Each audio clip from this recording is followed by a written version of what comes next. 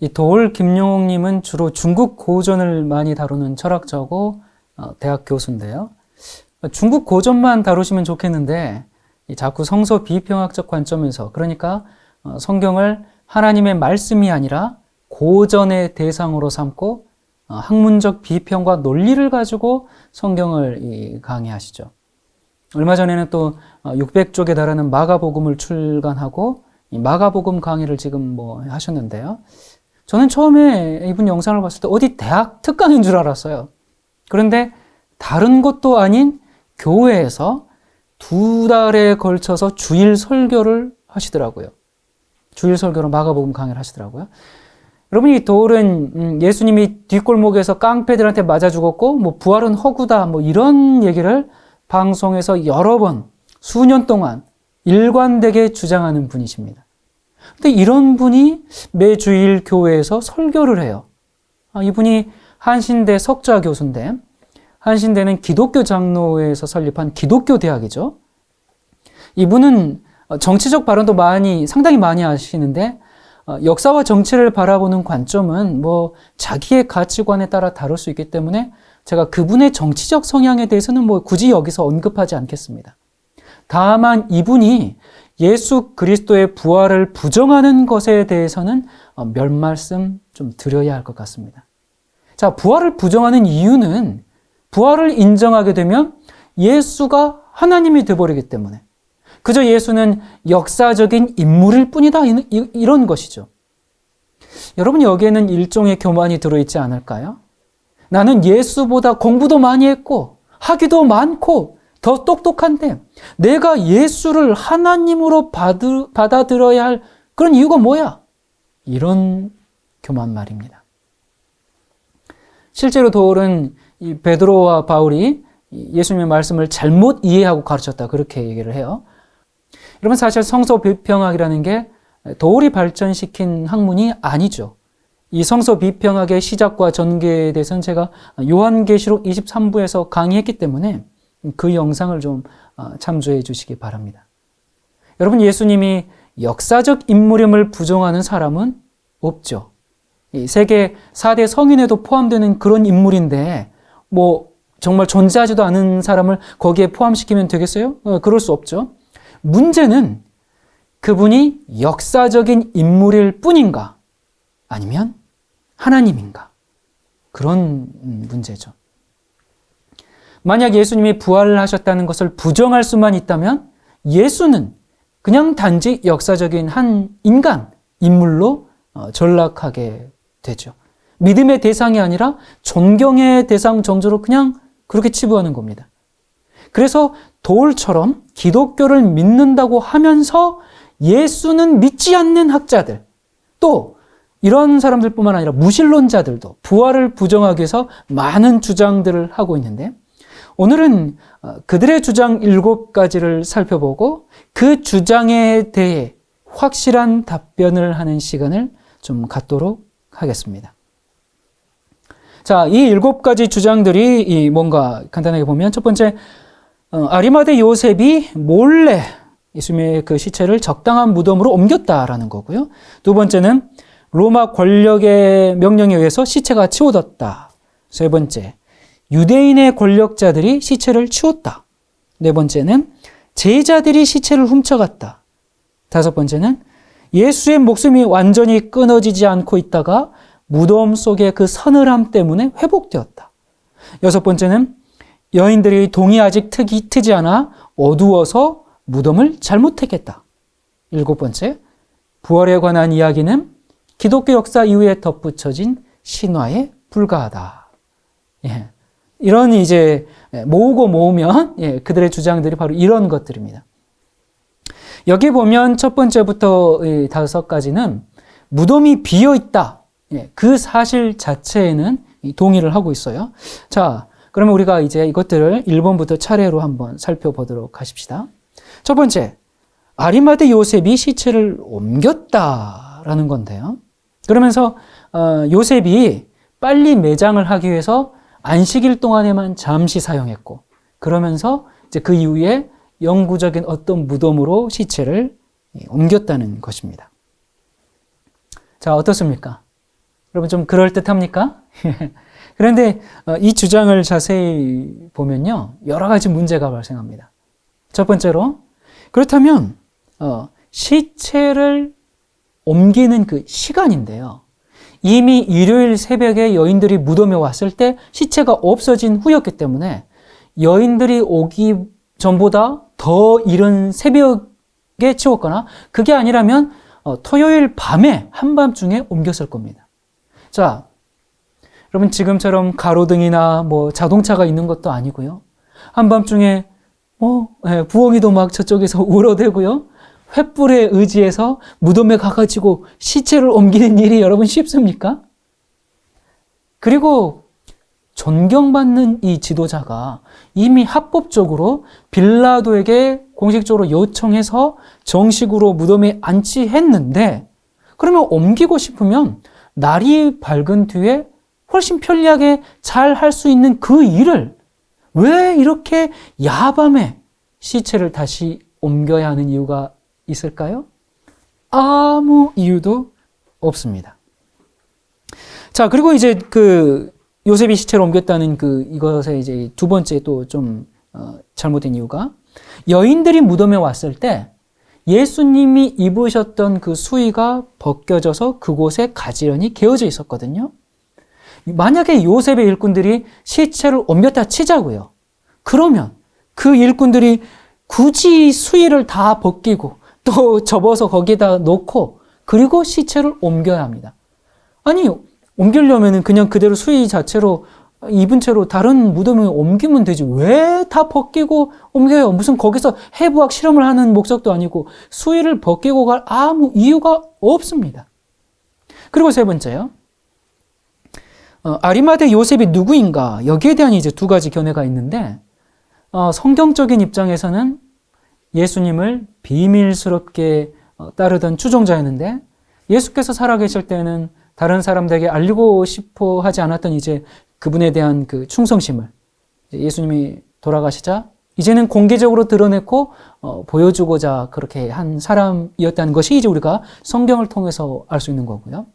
이 부활을 부정하는 입장에서는 이 아리마대 요셉은 단순히 십자가에 못 박힌 죄수는 일몰 전에 매장해야 한다는 그 유대인의 율법 준수에만 관심이 있었기 때문에 그런 이제 사내들인 의원이라는 것이죠. 그래서 요셉이 예수님의 시체를 치웠다고 주장하는 그 사람들은 바로 이 가능성을 아주 열렬히 지지합니다.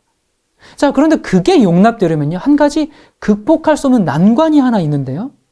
자, 일몰 전에 장세야 지내야 하기 때문에 예수의 시체를 옮긴 것, 그 무덤에 넣은 거다라고 하면 그 유대인의 율법은 예수님뿐만 아니라 그 시간에 같이 십자가에 달린 두 명의 강도에게도 똑같이 적용됩니다. 그렇죠? 그런데 요셉은 그들에 대해서는 일말의 관심조차 가졌다는 흔적도 없습니다. 자, 그리고 네 번째요. 요셉이 시체를 치우는데 관여하지 않았다는 아주 더욱 분명한 이유가 있는데요. 시체가 사라지고 얼마 후에 제자들은 예수님이 부활하셨다고 선포하고 다녔어요.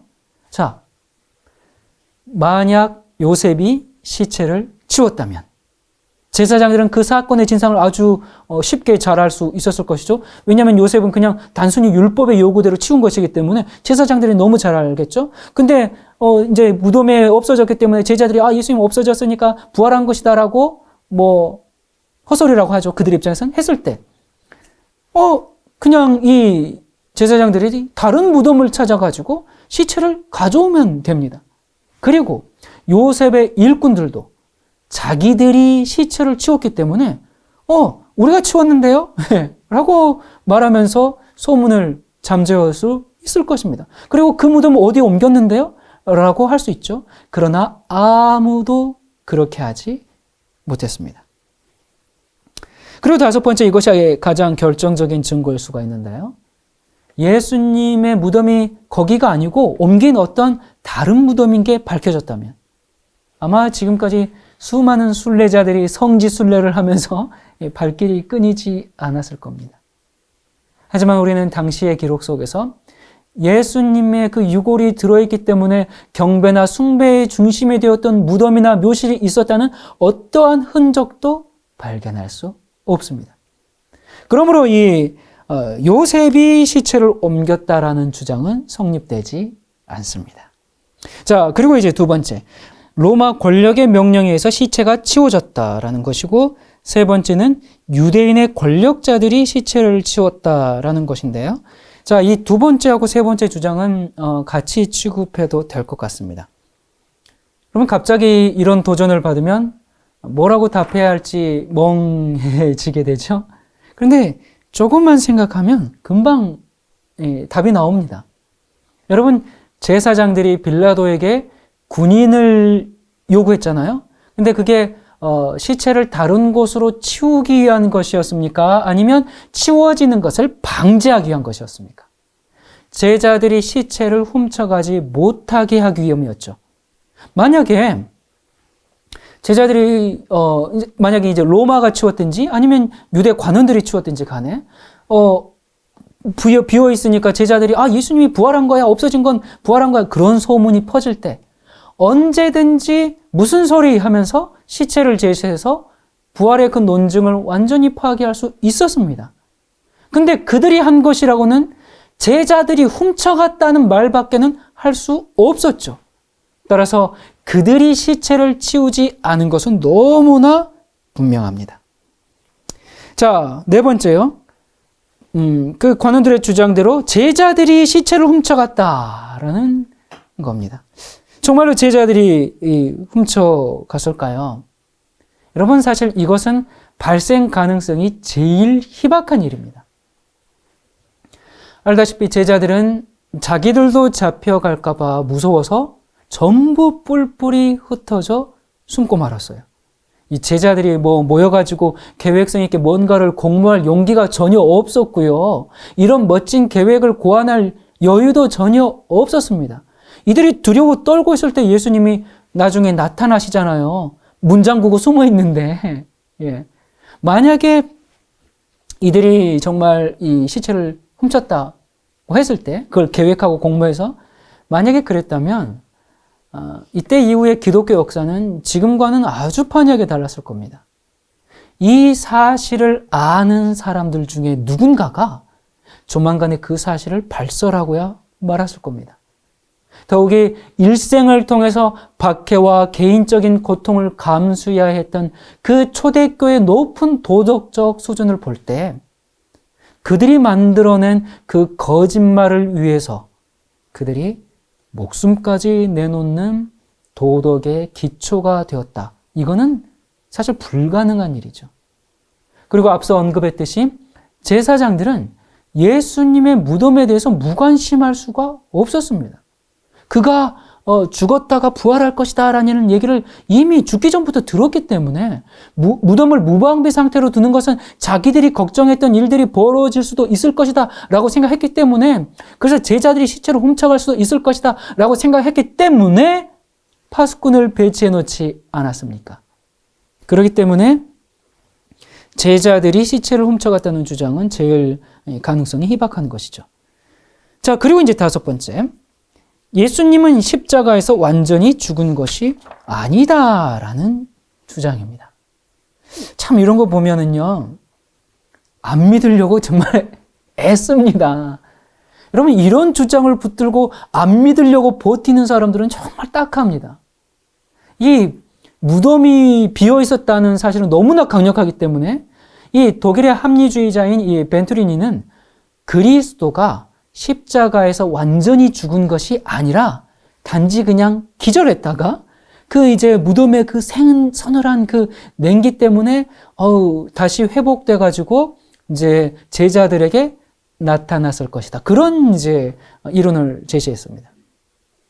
여러분, 예수님이 십자가에서 회초리 몇 대 맞고 돌아가신 게 아닙니다. 그분이 입으신 치명적인 상처들에 대해서는 제가 여기서 자세히 설명하지는 않겠습니다. 자, 이러한 주장에 스트라우스는 이렇게 답을 했습니다. 거의 반죽음이 된 몸으로 무덤에서 겨우 기어 나와 치료와 간호를 요구해야 하는 사람이 그의 제자들에게 자신이 무덤과 죽음의 정복자이며 생명의 왕이라는 인상을 심어준다는 것은 불가능한 일이다. 만약에 예수님이 그런 식으로 무덤에서 빠져나왔다면 고작해야 그분에 대한 연민의 정을 일으킬 수는 있었겠지만 그들의 슬픔을 영광으로 바꾸거나 그분에 대한 단순한 존경을 경배로 바꿀 수는 없었을 것이다. 제자들의 사역의 근거에는 바로 그분이 생명의 왕이라는 확신이 있었다. 자, 그리고 이제 부활을 반대하는 여섯 번째 주장은 여인들이 동이 아직 트지 않아가지고 캄캄해서 어두워서 무덤을 잘못했겠다라는 거죠. 이 주장에 의하면 막달라 마리아와 이제 그녀의 친구들이 이른 아침에 이제 무덤을 갔어요. 갔는데 새벽이 이제 겨우 밝아오기 시작하니까 매우 어두웠다는 거예요. 자, 이런 어둠 속에서는 물체가 이상하게 보이고 길을 잘못 갈 수도 있죠. 예, 그래서 여인들이 무덤을 잘못 찾는 아주 단순한 실수를 이제 범했다는 겁니다. 그러면서 이제 또 주장하기를 무덤에 이제 어떤 무덤인가 도착했는데 거기서 동산지기를 만났는데 동산지기가 예수님의 무덤은 여기가 아니다라는 것을 이야기해 주려고 했다는 겁니다. 그러자 이 여인들이 자신들의 용모가 발각된 것을 알고 옳은 장소를 가르쳐 주려는 이 동산지기의 나머지 말은 듣지도 않고 동산에서 도망갔다는 거예요. 그런데 이 여인들은 이것을 예수님이 부활해서 무덤에 계시지 않은 것이다 라고 소문을 내게 됐다라는 주장입니다. 이 주장도 좀 그럴듯해요. 예, 성경에 이 동산지기 이야기도 나오고 그는 여기 계시지 않는다 뭐 그런 얘기도 나오잖아요. 자, 만약에 그런 잘못된 소문이 이제 퍼지게 되었다고 쳐요. 그러면 그 소문을 한 방에 날려버릴 사람이 있는데 누구겠습니까? 바로 동산지기입니다. 그가 나타나가지고 아니에요. 저 아줌마들이 누구 아줌마 막달라 마리아 아줌마랑 뭐 누구 아줌마들이 새벽에 괜히 엉뚱한 무덤 잘못 찾아와가지고 이렇게 제가 얘기해 주는 거 다 도망간 거예요. 그래서 엉뚱한 소리 하는 거예요. 그렇게 한마디 해주면 끝나버립니다. 그런데 이 소문을 잠재우기 위해서 어느 누구도 동산지기를 호출하지 못했죠. 자, 그리고 이제 일곱 번째, 마지막으로 부활 이야기는 후대에 덧붙여진 신화다. 예. 이제 이론이 없으면 이제 그냥 이제 막무가내식으로 이렇게 얘기를 하는데 정말 그런 것일까요? 여러분, 부활한 이후에 역사가 어떻게 이제 전개되는지 우리 한번 상식적으로 한번 생각해 보도록 하십시다. 자, 예수님의 체포 때만 해도 정말 두려워가지고 다 도주했고요. 심지어 저주까지 했던 제자들이에요. 그런데 이 사람들이 불과 얼마 만에 자신의 목숨을 아끼지 않고 예수님을 위해서 내놓을 수 있도록 만든 힘이 뭐였을까요? 와해돼버린 이 제자들을 재결합하는 어떤 새로운 강력한 리더가 나타난 것일까요? 천지가 개벽하는 부활이 아니었다면 설명할 수가 없습니다. 부활은 제자들의 낙담을 승리로, 슬픔을 강렬한 기쁨으로 바꿔놨습니다. 당시에 무덤이 비었다라는 이 사실은 유대 관원들에게는 공포 그 자체였어요. 반면에 백성들에게는 새로운 희망이었습니다. 그래서 그 사실이 너무나 분명했기 때문에 하루에 3,000명, 5,000명씩 회심하는 일들이 터지기 시작한 것입니다. 여러분, 유대인은 어떤 민족입니까?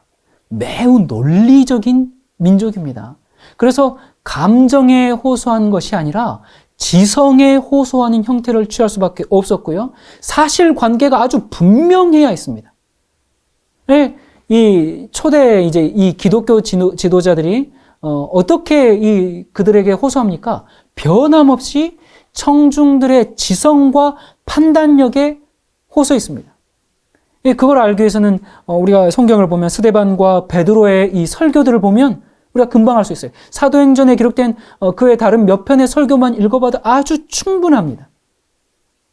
자, 그리고 만약에 이 제자들의 전도가 십자가 사건이 일어난 곳에서 멀리 떨어진 어떤 다른 곳에서 이제 발생했다면 그 일이 어느 정도 성공을 거두었을 수도 있습니다. 지금처럼 인터넷이 발달하지 않았기 때문에 다른 곳에 가서 예수라는 사람이 있었는데 정말 부활했다, 그럴듯하게 사기를 치면 그걸 본 적이 없으니까 그런 말에 현혹되어서 따르는 사람들이 생길 수도 있습니다. 그런데 제자들이 한 지금 이 부활의 선포는 어디서 하고 있어요? 바로 예수님께서 십자가에 돌아가신 바로 그 예루살렘에서 발표되고 있는 겁니다. 여러분, 이 자리는 어떤 환상도 허용되지 않고요, 누가 소문에 의지할 필요도 없습니다. 누구든지 무덤에 가서 자기 눈으로 사실을 확인할 수 있는 바로 그 자리에서 지금 전도가 이루어지고 있는 겁니다. 그렇기 때문에 이 확고하고도 정말 보수적인 그 사실주의의 중심지에서 하루에 3,000명이나 개종했고 그 인원은 곧 5,000명 계속 늘어났던 것입니다. 그러자 불과 몇 년 후에 다소의 사울이 나타나서 이 새로운 종교를 억압하기 위해 아주 거대한 캠페인을 벌여야 할 만큼 그 그리스도의 신앙이 꾸준히 유대인 속에 파고 들어갈 수 있었던 그 결정적인 요인이 도대체 무엇이었겠습니까? 매우 이성적인 사람들에게 그리스도인이 옳고 제사장들이 잘못했구나, 이 사실을 설득시켜 나간 그 힘은 어디서 나왔을까요? 그것은 예수 그리스도의 실제적인 부활뿐입니다. 이 갈릴리 시골뜨기의 이 주장은 그로부터 이제 20년 내에 유대인의 교회를 분열시켰습니다. 그리고 가이사라에서 드로아에 이르는 이 주중의 동부 연안의 모든 도시에 그들의 자취를 남겼습니다. 그리고 이 신앙은 50년이 채 못 되어서 로마 제국의 평화를 위협하기 시작했습니다. 그래서 유대 관원들은 이제 신자들이 나사렛 이단을 따르는 무리가 점점 늘어가는 것을 보면서 핍박은 할 수 있었지만 부활 그 자체를 부정할 수는 없었습니다. 사도행전 2장 32절에 이 예수를 하나님이 살리신지라 우리가 다 이 일의 증인이로다. 이 제자들의 큰 두려움이 절대적 확신으로 변한 이 사실, 예루살렘에서 놀라운 속도로 개종자가 증가한 사실, 권력자들이 강력한 행정적 처분을 내리지 못한 사실, 교회가 그 권위와 세력이 점점 증가함으로써 마침내 사울이 그들을 핍박하기 위해서 일대 박해를 시도했다는 점 등을 우리가 기억해 볼 때 부활은 아주 객관적인 증거임을 확인할 수 있습니다. 고린도전서 15장 3절부터입니다. 성경대로 그리스도께서 우리 죄를 위하여 죽으시고 장사 지낸 바 되었다가 성경대로 사흘 만에 다시 살아나사 게바에게 보이시고 후에 12 제자에게와 그 후에 500여 형제에게 일시에 보이셨나니 그 중에 지금까지 태반이나 살아있고 어떤 이는 잠들었으며 그 후에 야고보에게 보이셨으며 그 후에 모든 사도에게와 맨 나중에 만삭되지 못하여 난 자 같은 내게도 보이셨느니라. 나는 사도 중에 지극히 작은 자라. 내가 하나님의 교회를 핍박하였으므로 사도라 칭함을 받기에 감당치 못할 자로라. 그리스도께서 죽은 자 가운데서 다시 살아나셨다 전파되었거늘 너희 중에서 어떤 이들은 어찌하여 죽은 자 가운데서 부활이 없다 하느냐. 여러분, 그리스도인들은 그 시체가 부활했다고 주장했고 유대 지도자들은 시체를 도둑맞았다고 선언했습니다. 아마 사울에게 그 모든 일들이 하나의 사기극으로 보였을 거예요. 그래서 그 모든 일들을 이 국가의 완전한 권력으로 완전히 처부수한다. 그런 이제 이 사명이 타올랐을 겁니다. 그래서 대박해가 시작됐습니다. 스데반을 잡아서 돌로 쳐 죽이는 것이 그 박해의 전주곡이었죠.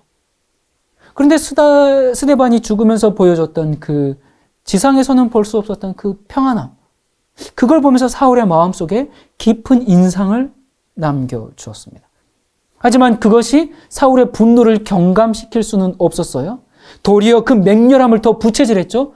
자, 그래서 그리스도인의 체포가 조직적인 정말 이 급습에 의해서 계속됐습니다. 사울의 주도 아래 많은 남녀들이 감금되어서 즉결 심판을 기다렸고 대개의 경우 다 사형을 당했습니다. 그래서 사람들은 먼 동네로 피신했고요. 그래도 그곳에서도 역시 무자비한 증오와 국가적 권력에 추격을 당했습니다. 나사렛 이단이라 불리는 이들은 그럼에도 불구하고 이미 깊게 뿌리를 내렸고 또 새로운 도망자들의 도착으로 말미암아 더욱 강화되고 있었죠. 사울은 가만히 앉아 있을 수가 없었어요. 그래서 군사를 이끌고 그리스도인들을 다 박멸하기 위해서 다메섹으로 떠났습니다. 자, 그런데 이렇게 예수 무리를 박멸하려고 떠났던 사울이 순간적으로 자신의 신념을 다 포기해버리고 바람에 날리는 겨와 같이 그가 가장 싫어하던 죽이려고 이를 갈던 그 적들의 진영 속으로 흡수가 돼버렸어요. 여러분, 이게 어떻게 된 일일까요? 당시에 가장 위대한 지성인이 일순간에 정반대의 그 교리의 극으로 완전히 옮겨간 것은 무슨 이유이기 때문이겠습니까? 부활은 움직일 수 없는 역사적인 사실입니다. 여러분, 오늘 우리가 살펴본 것처럼요, 이 예수님의 부활을 반대하는 이 도울이나 기타 학자들의 논증이 엄청나게 대단한 것들이 있는 것 같지만, 7가지 보세요. 정말 유치해요. 예, 정말 유치한 논증들 뿐입니다. 그리고 모두가 다 반박이 가능한 것들입니다. 우리는 이 명백한 진실 앞에 정말 분명한 신앙 고백을 해야 합니다. 마가복음 14장 27절부터요.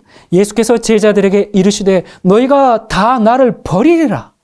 이는 기록된 바 내가 목자를 치리니 양들이 흩어지리라 하였느니라. 그러나 내가 살아난 후에 너희보다 먼저 갈릴리로 가리라.